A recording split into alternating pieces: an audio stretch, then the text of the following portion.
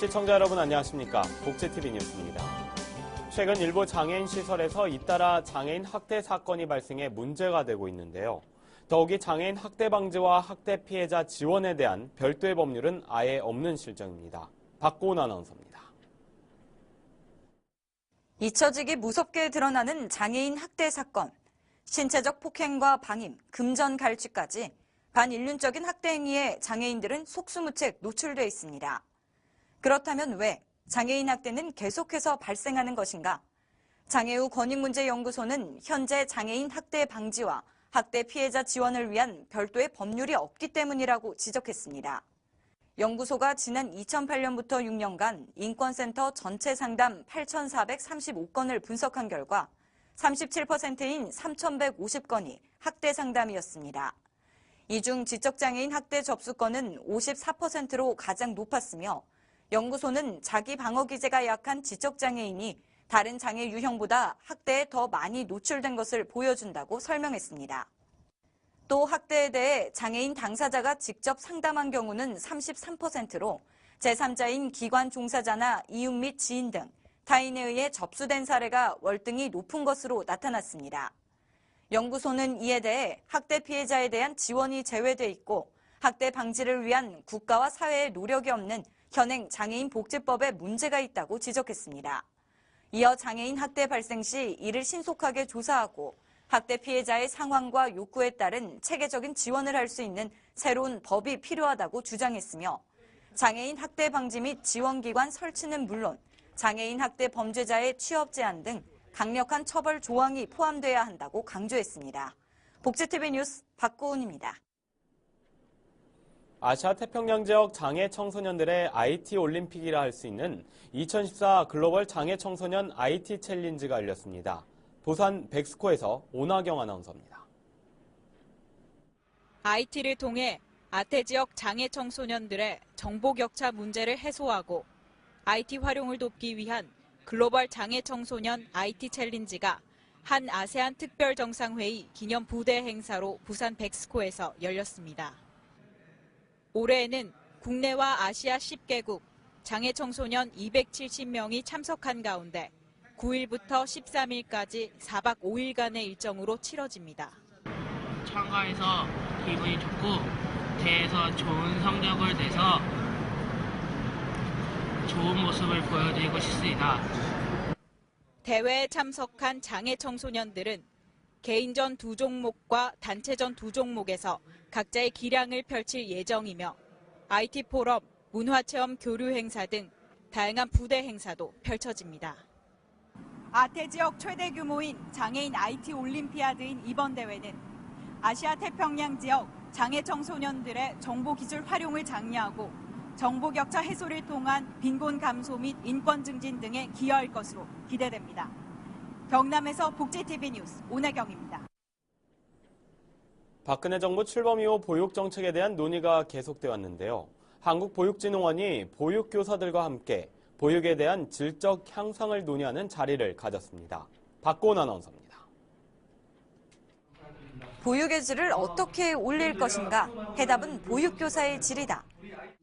한국보육진흥원이 아이를 믿고 맡길 수 있는 보육 환경을 만들기 위한 컨퍼런스를 열었습니다. 이날은 학계 전문가와 보육 교직원 등이 참석한 가운데 현재 당면하고 있는 보육교사 양성에 따른 문제점을 논의하는 자리를 가졌습니다. 이날 발표자들은 보육의 대상은 영유아이고 보육교사 양성 과정의 결과가 영유아의 건전한 발달을 담보하는 만큼 소홀히 다룰 문제가 아니라고 강조했습니다. 이미정 한국보육학 회장은 보육 자격을 취득하는 데 있어 유치원 교사는 학과 중심인데 반해 보육교사는 학과에 제한이 없고 학점을 취득할 수 있는 경로가 다양하다고 지적했습니다. 특히 학점 은행제를 통한 보육 자격 취득은 손쉽게 학점을 취득할 수 있어 보육교사의 질을 담보하기 어렵게 한다고 말했습니다. 학점 은행제의 경우에는 한 60만 원에서 70만 원 정도 이렇게 되어져 있고 4년 과정을 1년 반 정도면은 1년 반에서 한 3년 사이에 다 딸 수 있는 것으로 이렇게 되어져 있다는 겁니다. 계속해서 개설이 되기 때문에 굉장히 쉽게 굉장히 많은 인원수를 한꺼번에 배출할 수 있다는 그런 문제점들이 있다는 겁니다. 이어 보육을 담당하는 관할부처는 복지부이지만 학점은행제의 관할부처는 교육부라며 통제할 수 있는 권한이 없다고 설명했습니다. 보육의 주무부서가 복지부인데 통제가 불가능하다는 이런 문제점들이 있습니다. 학점을 높이는 그 부분밖에는 현실적으로 가능한 것이 없지 않는가 이렇게 생각되고요. 한편 이날은 교사의 전문성을 높이기 위한 재교육의 중요성과 일본의 보육교사 양성체계에 대한 발표가 이어졌고 진흥원은 토론회에서 나온 의견을 수렴해 내년도 보육정책에 반영하도록 노력한다는 계획입니다. 복지TV 뉴스 박고은입니다. 내년 6월부터 장애인 활동지원제도 신청 자격이 3급까지 확대될 전망입니다. 보건복지부는 장애인 활동지원에 관한 법률 시행령 일부 개정안을 입법 예고했습니다. 개정안에는 활동지원급여를 신청할 수 있는 중증장애인의 범위를 3급까지 확대하는 등의 내용이 포함되어 있습니다. 또한 개정안에는 응급안전서비스와 주야간보호를 신규로 도입하는 등의 내용이 들어 있습니다. 내년 1월 1일부터는 면적에 관계없이 모든 음식점에서 담배를 피울 수 없습니다. 보건복지부는 내년 1월 1일부터 모든 음식점에서 흡연이 금지되며 위반 시에는 10만 원의 과태료가 부과된다고 밝혔습니다. 또한 복지부는 당구장, 스크린 골프 연습장 등도 금연구역으로 지정하는 방안을 강력하게 추진하겠다고 말했습니다. 특히 복지부는 전자담배의 경우도 현행법상 담배로 분류되기 때문에 금연구역에서 사용하다 적발될 경우 과태료가 부과된다고 강조했습니다. 경기도민들은 평생학습을 통해 누구나 언제 어디서든 쉽게 배움의 기회를 얻고 있는데요. 이 마을마다 진행해온 평생학습을 서로 공유하고 소통하는 자리가 마련됐습니다. 최현미 기자입니다.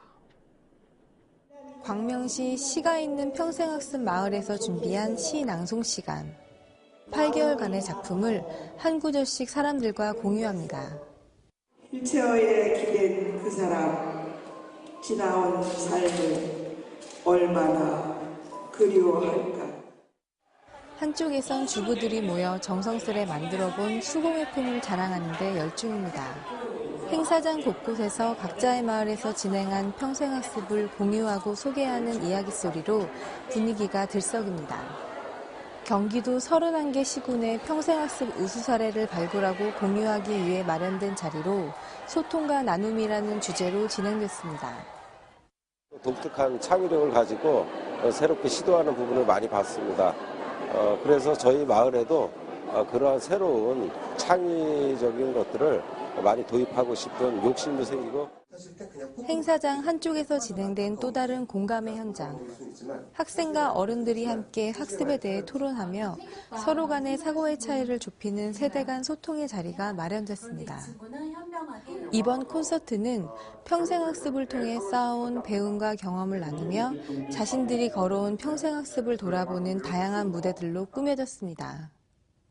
마을마다 처한 환경이 다르고 인적 자원, 물적 자원 다 다른데 활동을 해왔던 그런 경험들을 공유하면서 서로 배우고 또 자기를 준비하고 남에게 보이면서 또 자기 스스로가 배우는 그런 소중한 자리가 되겠습니다. 평생교육 관계자와 참가자 1000여 명이 함께한 가운데 그간의 성과를 축하하고 격려하는 시간도 마련됐습니다. 경기도 평생학습은 다른 광역 지자체들의 롤모델로 꼽힐 만큼 많은 관심을 받고 있는 상황. 경기도는 앞으로 마을 간 소통에 중점을 두고 평생교육을 발전시켜 나갈 계획입니다. 복지TV 뉴스 최현미입니다.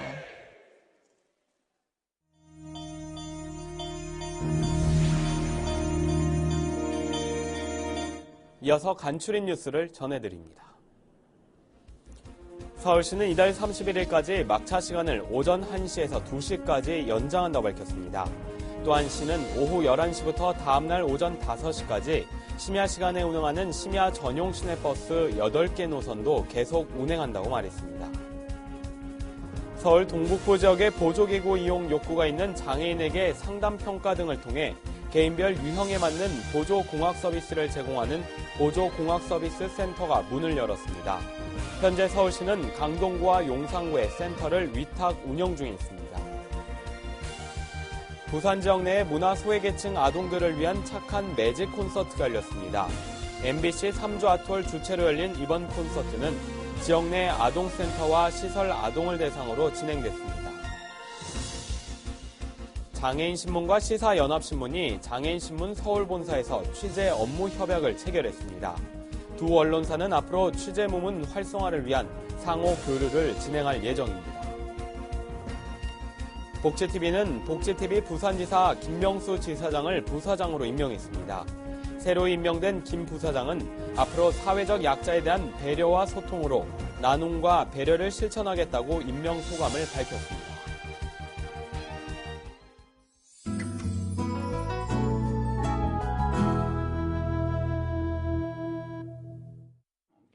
촉망받는 물리학도 스티븐 호킹. 신년 파티에서 매력적인 여인 제인 와일드와 마주치게 되는데요. 두 사람의 첫 만남에 서로에게 빠져들고 사랑을 키워나갑니다. 하지만 영원히 행복할 것 같았던 두 사람 앞에 사건이 일어나고 마는데, 로맨스의 명가 워킹 타이틀의 신작 천재과학자 스티븐 호킹과 제인 와일드의 이야기는 이성 간의 사랑을 넘어 인생과 삶을 담아내며 큰 감동을 전하는데요. 특히 스티븐 역의 에디 레드메인은 루게릭병 연기를 위한 각고의 노력으로 인상 깊은 연기를 선보입니다. 오늘날 우리의 도덕성이 얼마나 마비되었는지 압니까, 여러분? 미국의 다큐멘터리 감독 마이클 모어 감독이 한국을 찾습니다. 교회에 대한 다큐멘터리를 제작하기 위해서인데요. 그는 우리 사회 이슈 현장을 여행하며 일부 대형교회 치부를 담아내는데, 트루마쇼와 MB의 추억 등 내놓은 작품마다 화제를 몰고 다니는 김재환 감독이 2년 만에 도발적인 신작을 들고 돌아왔습니다. 영화는 가상과 현실을 오가며 타락의 늪에 빠진 일부 대형교회 목사들의 비리와 불합리를 통렬하게 고발합니다. 연극 엘렉트라 파티가 12월 21일까지 국립극단 소극장 판 무대에 오릅니다. 장애인과 국가유공자는 할인 혜택이 있습니다. 토니 어워즈 작품상을 3회 수상하며 탄탄한 작품성을 인정받은 뮤지컬 라카지가 내년 3월 초까지 LG아트센터에서 공연됩니다. 장애인과 국가유공자는 할인 혜택이 있으며 공연장에는 휠체어 전용석과 장애인 화장실이 마련돼 있습니다. 6년째를 맞이한 김제동의 토크 콘서트 노브레이크가 21일까지 서울 베가마트홀에서 펼쳐집니다. 장애인과 국가유공자는 할인 혜택이 있으며 공연장에는 장애인 화장실이 있습니다. 호랑이는 죽었어? 안 됐지만 토끼들이 기뻐 춤추고 즐거워한다, 이렇게 적어놨습니다.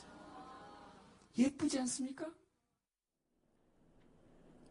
이야기가 있는 시간, 오늘의 영상 함께 보시죠. 빈곤과 주거환경, 그리고 에너지.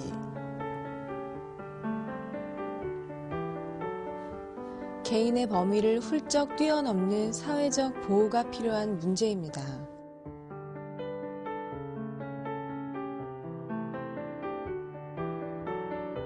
추위가 삶을 위협하지 못하도록 관심 어린 사업과 정책이 필요해 보입니다. 네, 기승을 부리는 추위 속에 사회적 약자를 보호하는 길은 대상 가구별 에너지 복지 정책의 강화일 것입니다. 이상으로 복지TV 뉴스를 마칩니다. 시청해주신 여러분 고맙습니다.